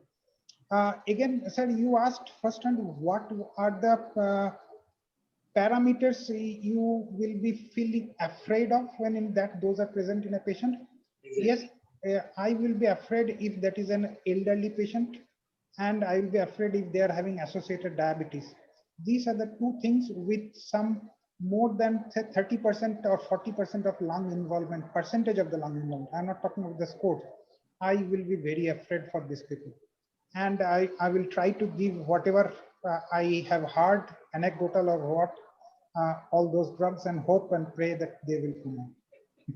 Sir, even the same personal experience, like what sir told, sir, those patients who got a diabetes mellitus, who are poorly controlled, not Right. controlled with adequately with insulin or like that. So if you got a HbA1c more than 8, actually indirectly what we see is that these patients are worsening. clinically. I'm telling roughly around 75% of them, 60 to 75% are having worsening of the disease, both clinically and radiologically. The problem with the scoring, I think, is that the scoring is on paper and the patients read the scoring. That is the whole problem. That is the problem. The scoring has now become like a blood sugar. Yes, sir. No, my blood sugar is 400 versus your blood sugar is 100. You know, like that. That's what it's become. And I think it's not as simple as that. And I think I don't know. I would be very skeptical about scoring, and I would think that scoring does no good at all, except for people who you cannot see the CT at all because the patient is very far away and you need to act on something. They'd rather, as very rightly said, describe patterns rather than putting up scores as such. Dr. Roy, one last question, and I think what was obviously missing from your presentation was, is there a low role for lung transplant today, tomorrow, day after? Yeah, definitely. That we have not discussed at the time because it is still far away, I think. Okay. I know there are many lung transplants happening currently, but are we really at that stage? So take up the other diseases. Don't take the post-COVID scenarios. Take COPD. Lung transplant is perhaps the very late stage we do. Exactly. ILD, again, we wait long. Though we refer to a lung transplant center, is supposed to refer actually as soon as you diagnose the case. But again, when we do, only when there is a significant patient deterioration is there. Again, it should not be done very late stage. That is very important. And it should not be done too early also. Is 1 month post-COVID, is it really conditioned for lung transplant? Perhaps in a very few subset of patients who are already on ECMO and with a very bad lung condition, perhaps they are really qualifies for lung transplant. But most of the patients, perhaps it is too early to talk about lung transplant. Most of them will slowly recover in 3 months' time. Most of them. That's what my personal view is. Yeah, I think that's good in the sense that you use ECMO or you use supportive dynamic supportive therapy as an indication for the fact that you have a long term with that. So there's nothing more to do other than try and see whether transplant works at all or not. I think that would be a nice, sensible way of dealing with these things. I think you've cleared up a lot of my doubts and a lot of my my ignorance has vanished. At least I hope it's vanished. Sir, I cannot clear up your doubt. You usually clear up our doubts. No, but it's been very nice actually, to talk to people who've been involved in this. Like it's a great experience, and I think all of us learn from that. Every single person learns. You learn, I learn, people who are listening learns, and I think it's a terrific learning experience. And also it is a disease where we learn every single day. We go back and forth. Yesterday I saw some guideline from somewhere. Somebody had sent it to me from WhatsApp. That's the question that I began with. Nothing works. Absolutely nothing works. You give steroids, you give oxygen, you give low molecular weight heparin, and then you sit down and pray. That's all. There's nothing else that works. True. If you look at that guideline, it's beautifully done. There are wonderful pictorial diagrams in that. I don't know where it came from. I didn't even have the patience to go and look through it. But then it's wonderfully done. But what bottom line is, nothing works. Nothing works. Absolutely nothing works. And what works? I don't know. Add in that plasma also, sir. Nothing. Exactly. Plasma therapy. Correct. Correct. I know. Correct. Vinod, you have anything else to say? No, sir. We are waiting for your concluding remarks. Oh my God. No, before that, I think Cipla has a 1 minute, 2 minute video for us, which is based on some community education in patients with airways diseases. And I think we'll give Cipla those 2 minutes, let them finish the playing of that, and then we'll wind up. But Rahul, it's all yours. Nobody around? Hello. Yes, Yeah. Asthma இந்த வார்த்தையை உங்க doctor சொன்னதுமே உங்க வாழ்க்கை நின்று போன மாதிரி தோணியிருக்கும். யோசிச்சிருப்பீங்க, asthma இருந்தா கனவு எப்படி நனவாகும்னு. இந்த ஆஸ்துமா கூட நாம எப்படி வாழ்றது, ஆனா ஒரு வழி இருக்கு. அது மூலமா உங்க எல்லா கனவுமே நனவாகும். அப்புறம் ஆஸ்துமாவையும் உங்களால தோற்கடிக்க முடியும். தடையில்லா வாழ்க்கைக்கு வழி இதுல தான் இருக்கு. ஆஸ்துமாவிற்கு இன்ஹேலர் தான் சரி. எனக்கு தெரியும், இன்ஹேலர் பேரை கேட்டாலே பயமா இருக்கும். உங்க நண்பர், சித்தி, டீச்சர் சொல்றத வச்சு இது ஒரு இயலாமையோட சின்னம்னு நினைப்பீங்க. இதெல்லாம் கேட்டு பயப்படாதீங்க. அவங்களுக்கு என்ன தெரியும்?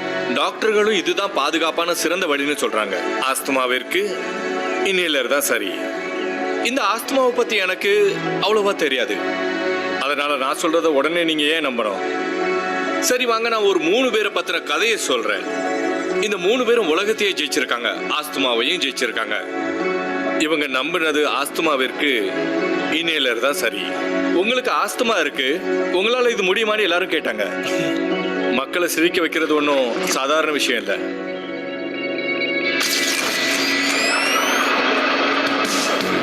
ஆஸ்துமா தாக்கினா நீங்க மேடையிலே விழுந்துருவீங்க. ஜோக் சொல்றதுக்கு பதிலா நீங்களே ஜோக்கா மாறிடுவீங்க.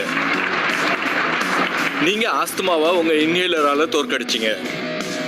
எல்லாரையும் சிரிக்க வச்சு இந்தியாவோட காமெடி குயினா மாறினீங்க. அதுக்கு காரணம் என்னன்னா, ஆஸ்துமாவிற்கு இன்ஹேலர் தான் சரி. தம்பி, உனக்கு ஆஸ்துமா இருக்கு, உன்னால இதெல்லாம் முடியாதுன்னு சொன்னாங்க. மசாலாவோட புகையினால உனக்கு அட்டாக் வரலான்னு சொன்னாங்க. 14 மணி நேரம் ஒரே இடத்துல நிக்கணும், அவ்வளோ ஸ்டாமினா உங்ககிட்ட எங்க இருக்கு? ஆனா ஆஸ்துமாவை நீங்க தோற்கடிச்சீங்க இன்ஹேலரால. சின்ன வயசுல இருந்து கண்ட கனவெல்லாம் நீங்க நனவாக்கிட்டீங்க. மிச்லின் ஸ்டாரை ஜெயிச்சிட்டீங்க ஒரே ஒரு நம்பிக்கையோட. ஆஸ்துமாவிற்கு இன்ஹேலர் தான் சரி. ஆஸ்துமா இருக்கிறதால உன்னால எதுவும் செய்ய முடியாது. நாங்க ராப்பகலா உன்னால எப்படி உழைக்க முடியும்? மாடிப்படி ஏறும்போது கூட அட்டாக் வரலாம். ஜெயிக்கிறத விடு, பேட்மிண்டன் எப்படி விளையாடுவ? ஆனா ஆஸ்துமாவை உன்னோட இன்ஹேலரால தோற்கடிச்ச. பேட்மிண்டன் மேல மக்களுக்கு ஒரு ஈர்ப்பு உண்டாக்கின. அர்ஜுனா அவார்டு மற்றும் காமன்வெல்த் கோல்டையும் ஜெயிச்ச ஒரே ஒரு நம்பிக்கையினால. ஆஸ்துமாவிற்கு இன்ஹேலர் தான் சரி. அதனால இன்னில இருந்து இந்த கதைகளை ஞாபகம் வச்சுக்கோங்க. மத்தவங்க சொல்றதே இல்ல. உங்க கனவுகளுக்கு இறக்கை கொடுங்க. நீங்க சொல்ற ஜோக்கால மக்கள் தரையில விழுந்து சிரிக்கணும். நீங்க பண்ற சமையல்னால மக்கள் நிறுத்தாம சாப்பிடணும். நீங்க விளையாடுற விளையாட்டால எதிராளி ஓடி போயிடணும். இன்ஹேலர் உங்ககிட்ட இருந்தா ஆஸ்துமா உங்களை தடுக்க முடியாது. நீங்க விண்ணை தொட விரும்பினா இன்ஹேலர் தான் சரி. தடையில்லா வாழ்க்கை வாழ நினைச்சா இன்ஹேலர் தான் சரி. குறிக்கோள் எதுவும் தொலைவில் இல்லை. ஆஸ்துமாவை கண்டு பயப்பட தேவையில்லை. ஏன்னா ஆஸ்துமாவிற்கு இன்ஹேலர் தான் சரி. இன்ஹேலர் தான் சரி. இன்ஹேலர் தான் சரி. இன்ஹேலர் தான் சரி.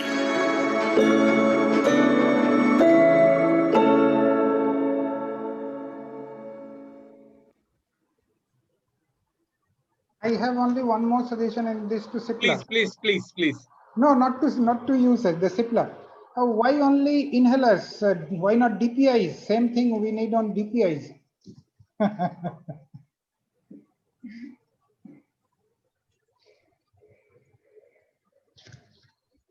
No, I think that's a different discussion altogether.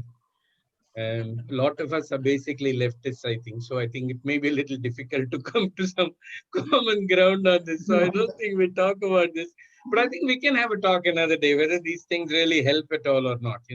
Sure. It's good to have discussions about this. What sort of community education is really necessary for asthma?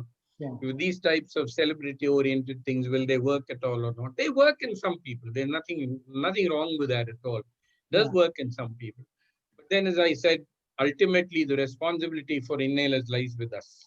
Let us never forget the fact that we are responsible whether our patients take the inhaler or they don't take the inhalers. And I think that's the only thing that I can say at the bottom of this all. And I think it's been a great 1.5 hours. It's been great listening to both of you and your experience. I would really like to thank my co-chair, Dr. Vinod, who's a great friend of mine, Dr. Yuvarajan, and Dr. Roy, whom I've known for such a long time. It's been a great pleasure to be associated with you. Thank you very much for your great insights and for your great presentations. And thanks, Cipla, for all the help and for continuing with this. And I hope you continue with this, because every single day we learn. and every day is different from the previous day, and the next day will be even different from today. Extremely important for us to understand that life goes on in spite of all that comes behind us, in front of us, and on top of us. I think life is still a very lengthy journey. Thank you very much for the patient hearing. Please stay safe and God bless you all. Thank you. Thank you, sir. Thank you. And the show must go on, sir. Yeah, thank you. Thank you, sir. Thanks, Cipla, for such a nice and wonderful facility for us to talk and discuss. Thanks. Thank you all of you. Bye. Thank you, sir. Thank you, sir. Thank you. Thank you, Tambi. Thanks.